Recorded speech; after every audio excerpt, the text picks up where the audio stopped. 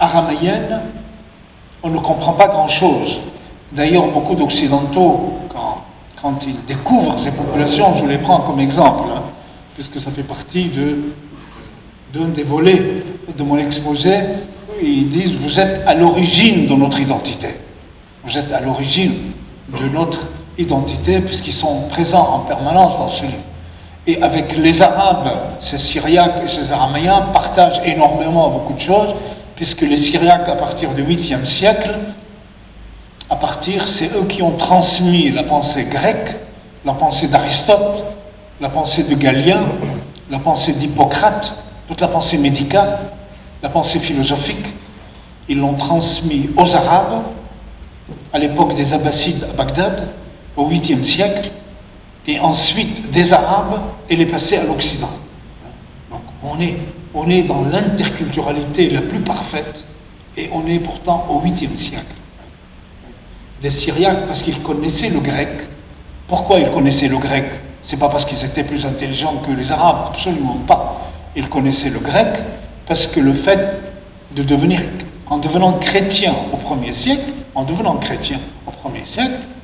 donc ils sont ouverts à la culture grecque, puisque les premiers pères de l'Église étaient grecs. Il y a beaucoup de textes qui étaient écrits par des Grecs. Dans leurs écoles à Nusibin, à Orhan, et parmi les langues qui étaient enseignées, il y avait le grec qui était enseigné. On est au 7e, 8e siècle. Et même avant, à partir du 4e siècle, on enseignait le grec avant qu'il y ait la Sorbonne, avant qu'il y ait les universités en Europe. Ils enseignaient le grec qui leur permettait d'accéder à la culture chrétienne, et ainsi à toute la philosophie d'Aristote, de Platon et à la médecine. Et les Arabes abbassides, surtout à l'époque du calife Al-Ma'moun, il a vu toute la pertinence et toute l'excellence que représentaient ces populations, et il leur a demandé à ces Syriaques, à ces Nestoriens, il leur a demandé il leur faisait confiance plus qu'aux autres, il leur confiait le soin de traduire ces textes et ainsi de les faire connaître. Oui, aux Arabes. Moi à ce propos, j'ai fait une communication il y a quelques mois à l'université islamique à Zaytouna, en Tunisie, donc sur le rôle de ces traductions, comment ils ont joué, les Syriens, un pont, avant qu'on en parle, 1000 ans avant qu'on en parle ici. Aujourd'hui, on parle du dialogue interculturel, comme si c'était une nouveauté, si on découvrait. Or, quand on creuse l'histoire de l'humanité, et quand on est sensible à des lectures non nationalistes de l'histoire, on s'aperçoit que de tout temps, à tous les âges, il y avait des hommes de bonne volonté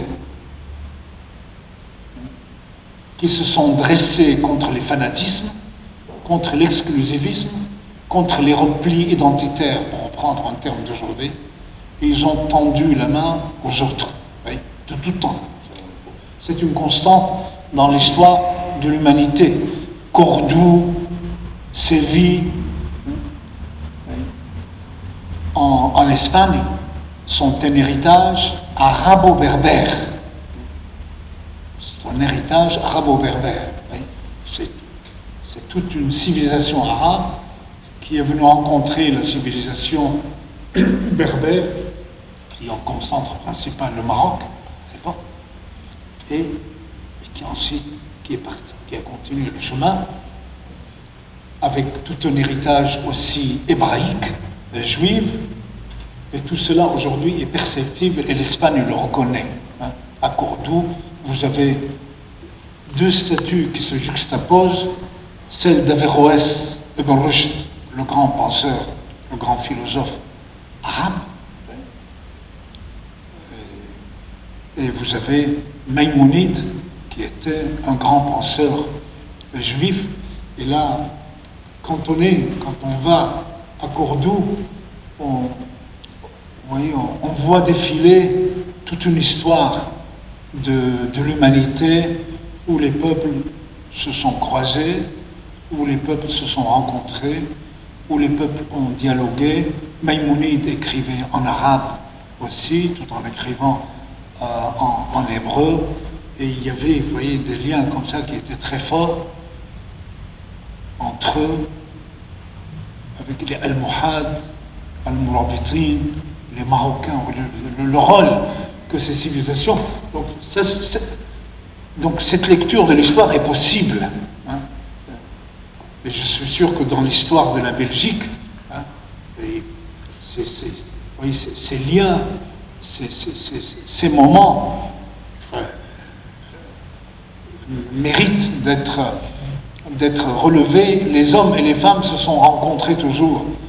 On ne peut pas parler d'invasion de populations venues d'ailleurs. Mais peut-être pour que cette coexistence, c'est vrai, elle n'est pas aisée. Maintenant, on est là derrière une table, en train de discuter, je veux dire, parler théoriquement, vivre ça pratiquement, c'est pas toujours la même chose. Mais l'important peut-être, c'est d'une part de prendre conscience que cette diversité est irréversible. Cette diversité, elle est irréversible, que les sociétés humaines ont toujours été multiples, mais peut-être qu'on en était moins conscient. Toujours été multiples, parce que le monde n'a pas fait irruption depuis 30 ans, même si le phénomène, démographiquement, sociologiquement, en termes de quantité, c'est trouvé accéléré, hein, mais de tout temps. On avait moins conscience, peut-être que c'était moins visible aussi. C'était moins visible. Aujourd'hui, on regarde autour de nous, et là, le commun des mortels dit, tiens,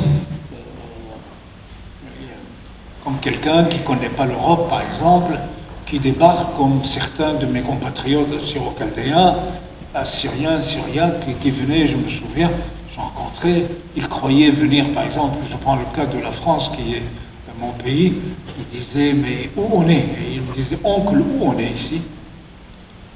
C'est très révélateur. Je dis, mais pourquoi? Il me dit, moi, on m'a dit que la France est un pays, par exemple, chrétien, catholique. Alors, je dis, je vois pas. Hein? Je vois pas. Je vois beaucoup d'étrangers. Je me dis, mais oui, j'étais très secoué. Très secoué. Vous voyez, au Liban, par exemple, on apprenait longtemps que la France, c'est la mère patrie. Al-Umm al-Hanoun. C'est la tendre patrie. Les Libanais viennent en France, ils voient autre chose. Je dis, mais comment? Bon. Mais aujourd'hui, ce phénomène est devenu désormais, je veux dire, c'est quelque chose qui est extrêmement visible. Dans une composition d'une classe à l'école, dans les universités, on en parlait tout à l'heure, dans les associations, sur les lieux de travail, oui, ce phénomène est facilement constatable, facilement. Et alors là, ce qui induit la question de comment ensuite, devant une telle diversité, devant une telle différence, est-ce que l'identité des uns et des autres doit être supprimée pour s'intégrer dans un grand melting pot anonyme où se creuser d'ensemble, se creuser d'ensemble, se doit reconnaître les particularités, le respect qu'on doit à chaque homme, à chaque femme, à ce qu'il représente, à l'écouter dans sa différence religieuse, dans sa différence culturelle, dans sa perception des choses, tout en maintenant une cohésion d'ensemble. Je crois que là, tout en maintenant une cohésion d'ensemble. Ce que, dans les pensées orientales, je pense à l'Inde et au bouddhisme surtout, ce qu'on appelle l'unité dans la diversité. L'unité dans la diversité. Comme quoi ces concepts ne datent pas d'aujourd'hui. Comme quoi les sagesses orientales ont déjà réfléchi sur la multiplicité des appartenances, mais dans une unité, dans une cohérence, dans une unité, ce qu'on appelle unité dans la diversité, qui figure dans plusieurs, consacrés comme principe juridique et constitutionnel, qui figure dans plusieurs lois fondamentales de pays asiatiques comme l'Indonésie, comme l'Inde, et chaque fois que l'occasion s'est présentée, au mois de mars 2007, j'étais invité par l'Union européenne à un colloque à New Delhi où on était 24 experts, 12 venus d'Europe et 12 d'Inde, pour réfléchir sur le problème des minorités et la manière dont l'Europe le gère et la manière dont l'Inde le gère. Et je me souviens, chaque fois qu'il était question de la diversité, les amis indiens, ils l'interprétaient d'abord philosophiquement, ils disaient l'unité dans la diversité, c'est notre principe. L'Inde a 1650 langues. Elle reconnaît 15 langues nationales et officielles bien avant que l'Europe en reconnaisse autant de langues. L'Inde de Mahatma Gandhi et l'Inde de Nehru, depuis l'indépendance du pays, depuis 1945, ils ont introduit dans leur constitution Unity in Diversity, unité dans la diversité. Et ils l'appliquent comme principe. Il dit que l'Inde est constituée d'hindous, elle est constituée de musulmans, elle est constituée de sikhs, elle est constituée de jaïnisme, la sagesse non violente. Elle reconnaît c'est un système fédéral qui reconnaît des autonomies aux régions, qui reconnaît de très larges autonomies à leur peuple, et où il n'y a pas, même si le hindi est la langue officielle, mais il y a beaucoup d'Indiens qui ne parlent même pas le hindi,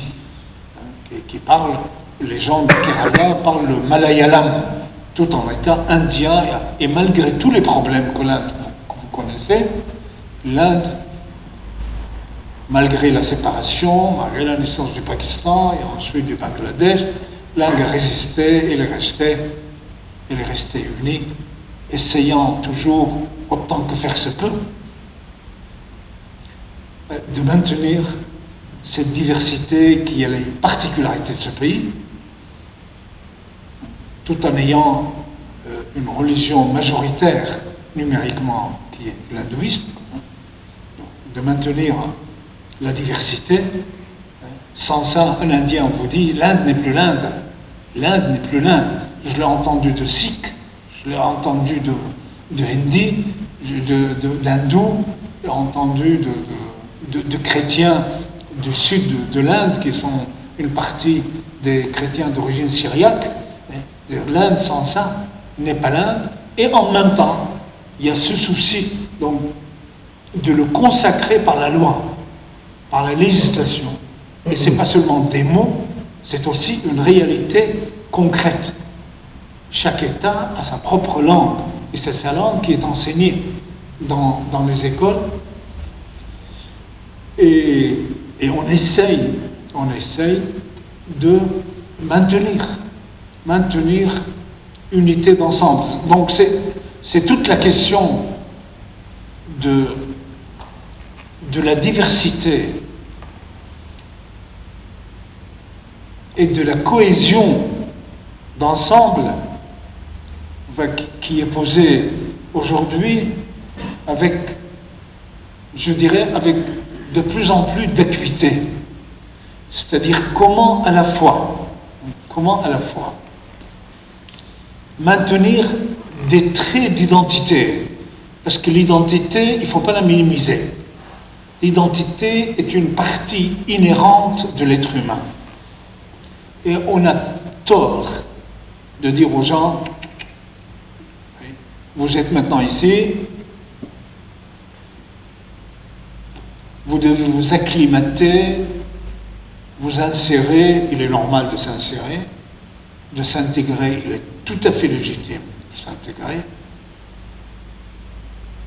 mais pas de s'assimiler au point de perdre son âme. Notre âme, nous la portons en nous.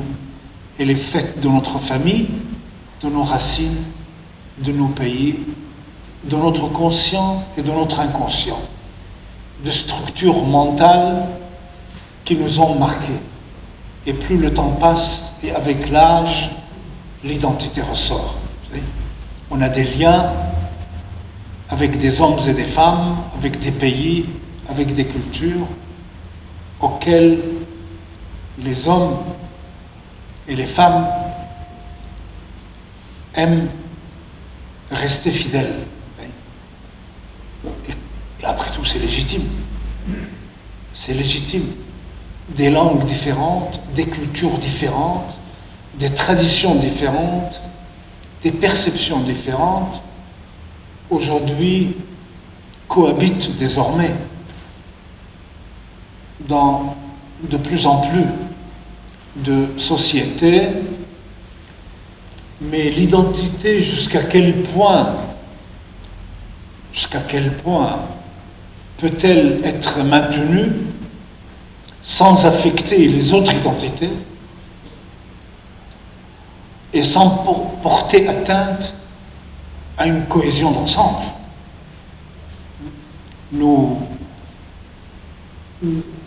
Tout à l'heure, on discutait avec monsieur le conseiller, par exemple, en Orient, on peut vivre dans une communauté,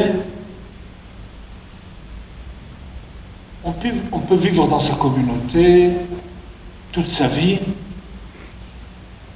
parce que les structures sociales sont différentes dans ces pays. Puis après tout, pourquoi pas, si ça ne porte pas atteinte à l'autre, si ça ne porte pas atteinte à l'autre, et si ça ne porte pas atteinte à une cohésion d'ensemble, si ça ne fait pas de mal. Mais la question dans les sociétés occidentales, c'est que ces communautés s'interpénètrent. Un chrétien, un musulman qui ne pouvait pas se marier au Moyen-Orient, parce que le statut personnel est tel, c'est très difficile. Très difficile. Ils peuvent le faire ici. Le poids des traditions, des pesanteurs sociales sont beaucoup moins grandes ici. Un Algérien musulman peut épouser une chrétienne ici. En Algérie, c'est pas possible. En Algérie, c'est pas possible. Au Moyen-Orient, en Syrie, ces mariages, parce que la famille est régie par le statut personnel des communautés. Il n'y a pas de mariage civil. Et puis les contraintes sociales sont importantes. Le poids dans les structures mentales, c'est quelque chose d'important. Dans des sociétés autres, c'est différent. Dans les sociétés occidentales qui ont d'autres traditions, qui ont des traditions libérales, des traditions. Vous savez, chaque société, il ne s'agit pas de porter un jugement de valeur, de ceci est meilleur que l'autre, non. Mais quand on change de société, il y a un proverbe chinois qui est très beau, qui date d'il y a plus de 2000 ans. Un proverbe chinois qui dit, je le cite de mémoire, je vous prie de m'excuser, il dit, quand tu vas dans un pays, il faut enquérir sur leurs traditions et respecter. Il y a un proverbe arabe qui dit Man ashara al-qawma 40 yawman sara mithlahum aw rahala anhum. Quiconque fréquente des gens pendant 40 jours, décidément les 40 jours reviennent il devient comme eux, c'est-à-dire il s'intègre, il les quitte. Donc dans toutes les sociétés, le respect de l'autre, celui qui vous accueille, et le respect de l'invité, et de rigueur, dans toutes les civilisations, on peut ainsi multiplier les exemples. Mais le problème après, c'est ce lien. C'est ce lien qui se pose, et c'est vrai que c'est un lien qui n'est pas évident. C'est-à-dire comment rester syriaque, tout en étant belge, tout en étant français. Or, aujourd'hui, avec la mondialisation, elle développe aussi les identités. Le transfrontiérisme les développe. Aujourd'hui, moi je peux écouter une chaîne arabe en longueur de journée chez moi à la maison. Je n'ai pas besoin d'écouter d'autres. Je vais écouter du turc, j'écoute du turc chez moi, à la maison. Et je veux la presse, avec l'internet, j'ai toute la presse du monde entier. Et je veux une bonne information, ce qui est mon cas. Moi j'écoute Al Jazeera, c'est une excellente information arabe, démocratique. Moi je ne suis jamais autant bien informé en arabe qu'en regardant la chaîne Al Jazeera. Puis j'ai eu le plaisir de visiter ces locaux à Doha et ça m'a fait grand plaisir. Donc ça c'est la mondialisation. Il faut qu'on introduise aussi toutes ces variables. La mondialisation on a voulu. La mondialisation on dit on se globalise et en même temps on s'identitarise. On ne réfléchit pas assez à toutes ces antennes paraboliques. Est-ce qu'elles peuvent produire dans mon imaginaire et dans ma perception du monde? Et l'Internet, tout ce qu'il peut faire. Il y a 20 ans ou 30 ans, on voulait chercher un livre en araméen. Un livre, mais c'était la galère. Aujourd'hui, vous tapez araméen, l'alphabet sort devant vous. Vous êtes au fin fond de l'Australie, ce qui est le cas de nos communautés assyriennes là-bas, ou au fin fond de la Nouvelle-Zélande. Vous voulez des documents, vous les avez. Mais ces documents, ils m'appuient dans mon identité. Donc on est dans ce monde, on est dans une mondialisation duale, elle est duale. Quand on dit, vous savez, on est dans la mondialisation, on ne comprend pas ces recherches d'identité. Au contraire, parce qu'on est dans la mondialisation, parce qu'on est dans un monde sans visage, on a besoin de reconnaître des visages. Et plus le monde devient anonyme, plus on est ainsi fait, on a besoin de visages. On a besoin de visage. D'où cette quête d'identité, qui suis-je? Dans un vaste ensemble, j'entends avec des amis, un il me dit, moi je viens d'Algérie, un je viens du Maroc, il va à l'école, il dit, tu es d'où toi? Tu viens de quel pays? Quelles sont tes origines? L'enseignement veut le promouvoir aujourd'hui. Alors du coup l'enfant il vient chez lui à la maison, qu'il soit turc, qu'il soit kurde, arménien ou syrien, il dit mais papa, maman, nous qu'est-ce qu'on est? D'où on vient? Je lui dis mais pourquoi tu demandes ça? Alors que les parents ne s'étaient même pas posé la question quand ils étaient chez eux. C'était leur identité, un point c'est tout. Il m'a dit nous qu'est-ce qu'on parle comme langue? Tu peux me dire, du coup il va voir des associations, il va voir Naël, ou il va voir ici ou là, il va dire, moi je veux savoir parce qu'on m'a demandé à l'école. Donc cette recherche identitaire, elle est tout à fait légitime. Hein. Donc je me permets d'insister sur ce point pour en être conscient. Jamais les études berbères n'ont été aussi fortes depuis 20 ans. Jamais les études berbères. Et jamais les associations berbères, qu'elles soient algériennes ou tunisiennes. Moi, je rencontre des étudiants que j'avais il y a 20 ans, que je retrouve aujourd'hui. À 20 ans, ils me disaient, je suis algérien. Je Je me rencontre aujourd'hui, je dis ça va, vous allez bien, qu'est-ce que vous faites? Elle me dit je suis berbère. Hein. Elle n'a pas dit ça il y a 20 ans. Elle n'a pas dit ça il y a 20 ans. Ou à l'époque, on me disait vaguement arabe. Le mot arabe décline, et c'est le mot berbère qui prend. Ou beaucoup, même d'autres communautés. Je prends une communauté des gens, des expériences que je vis moi-même. C'est valable, vous voyez, chez chacun, on retrouve un peu des choses semblables. Vous avez les identités régionales en Europe. Vous avez l'identité alsacienne, vous avez l'identité bretonne, l'identité occitane, l'identité corse. Vous avez les identités ici même. Non seulement les communautés immigrées, vous avez les Allemands aussi, la population belge d'origine germanique, allemande, le problème résidu de la Première Guerre mondiale, du tracé de frontières, vous avez le problème des frisons en Hollande, vous avez le problème des tziganes dans l'ensemble de l'Europe, vous avez le problème des populations allemandes dans le Schleswig-Holstein en Allemagne du Nord, pour ne pas parler des communautés issues de l'immigration. On voit des choses aujourd'hui, parmi ces communautés ici, il y a un développement, de prise de conscience identitaire, y compris au sein des populations de ces pays, Aujourd'hui, au sein des institutions européennes, il y a des bureaux qui s'occupent des langues européennes, des cultures minoritaires en Europe. L'Italie, je l'ai sillonné partout, j'ai écrit sur le problème du Val d'Aoste, le Val d'Autun, on parle français, on parle franco-provençal, on y tient à ces langues, et pourtant on est en Italie. Au problème des populations allemandes du Trentin au Adige, l'allemand est important. Vous avez ce problème, aucune société n'y échappe.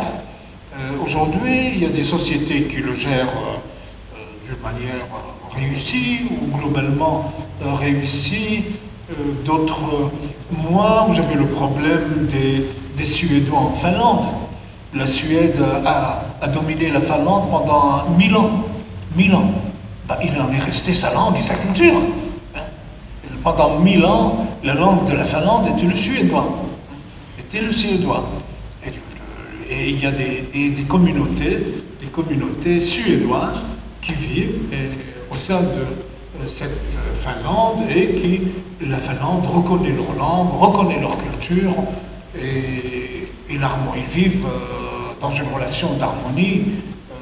Vous avez le pays de Galles, vous avez l'Écosse au sein de l'Angleterre. Autrement dit, le développement économique n'annihile pas l'identité, contrairement à ce qu'on pense. Le développement économique n'annihile pas, parce que l'homme ne se réduit pas à l'économie. Ça, c'est une erreur économiste que véhicule un certain libéralisme et un certain marxisme, que régler le problème économique, vous réglerez les problèmes de l'homme.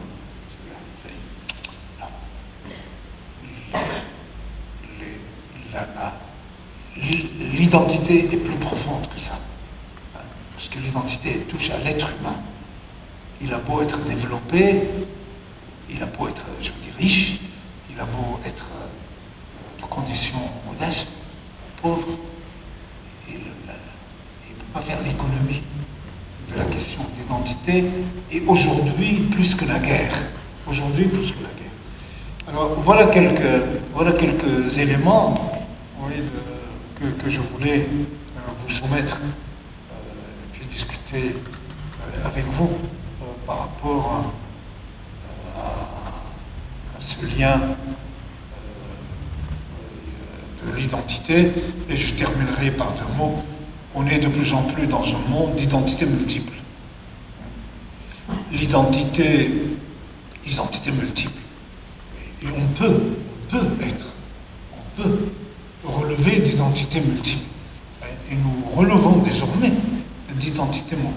Il faut l'accepter, qu'elle devienne un fait sociologique, un fait anthropologique, Et puis ensuite, il y a la question de sa traduction institutionnelle, de sa gestion politique. En tout cas, on n'a pas le choix. Soit, si on veut la paix dans le monde, et la paix civile, si on veut la paix civile dans la société, et la paix dans le monde, il n'y a pas d'autre choix que celui de l'alliance des peuples et de l'alliance des communautés pour défier la théorie de Samuel Huntington, qui est celle Clash of Civilizations, du choc des civilisations, parce que pour lui, les civilisations ne peuvent pas se rencontrer, les civilisations s'opposent, et en filigrane chez lui, en filigrane, c'est l'Occident qu'il reconnaît, c'est l'Occident face à cet Orient dans le sens générique du terme. Moi, je dis non à la théorie du choc des civilisations, parce que les hommes ont toujours dialogué dans l'histoire de l'humanité, et il s'agit du grand défi d'aujourd'hui de à la fois reconnaître la diversité des hommes, sans jugement de valeur sur eux, mais dans une politique d'unité et de cohésion d'ensemble. Et merci pour votre attention.